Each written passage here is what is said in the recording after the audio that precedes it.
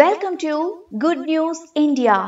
పహల్గాం ఉగ్రదాడి తర్వాత పాకిస్తాన్ పై భారత్ కన్నెర్ర చేసింది. అందులో భాగంగా పాక్ తో దౌత్య సంబంధాలు తెంచుకుని 5 కీలక నిర్ణయాలు తీసుకుంది. అవన్నీ సంచలనమే అయినా ఒకటి మాత్రం పాకిస్తాన్ ని చావు దెబ్బ కొట్టబోతోంది. అదే సింధు నదీ జలాల ఒప్పందం నిలిపివేత.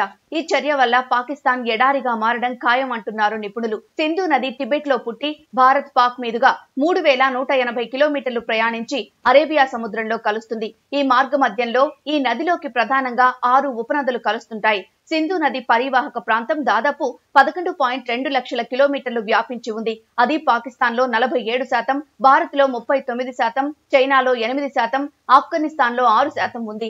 1947లో భారత విభజనకు ముందు ఈ నదీ జలాల గొడవ ప్రారంభమైంది. దాంతో ఇరు దేశాల ప్రతినిధులు ఒక ఒప్పందం చేసుకున్నారు. దాని ప్రకారం పాకిస్తాన్ కు జలాలు అందుతూ వచ్చాయి. ఈ ఒప్పందం 1948 మార్చి 31 వరకు అమలులో ఉంది.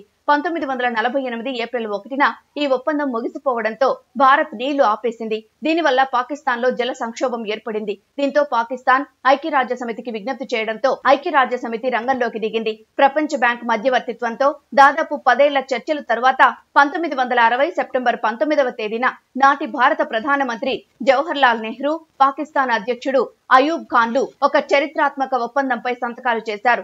ఇరు దేశాల మధ్య విస్తరించి ఉన్న సింధు నది, దాని ఉపనదుల జలాలను సాగు కోసం, జల విద్యుత్ ఉత్పత్తి, జల రవాణా, చేపల వేట తదితరాల కోసం వినియోగించుకునేందుకు గాను భారత్ పాకిస్తాన్ మధ్య కుదిరిన ఈ ఒప్పందమే ఈ సింధు నదీ జలాల ఒప్పందం 1960. దీని ప్రకారం సింధు జలాల్లో దిగువన ఉన్న పాకిస్తాన్ 80% జలాలను వాడుకుంటుండగా పైన ఉన్న ఇండియా మాత్రం కేవలం 20% జలాలనే వాడుకునేలా ఒప్పందం కుదుర్చుకున్నారు. సింధు జలాల ఒప్పందం ప్రకారం ఒక శాశ్వత సింధు కమిషన్ కూడా ఏర్పాటు చేశారు. దీంతో రెండు దేశాల ప్రతినిధులు ఒక నిర్దిష్ట కాలంలో సమావేశమవుతూ ఎలాంటి సమస్యలు ఉన్నా చర్చించుకోవాలి. భారత్ పాక్ మధ్య ఎన్ని ఉద్రిక్తతలు నెలకొన్నా, ఎన్ని యుద్ధాలు జరిగినా సింధు జలాల ఒప్పందం మాత్రం నిరాటంకంగా కొనసాగింది.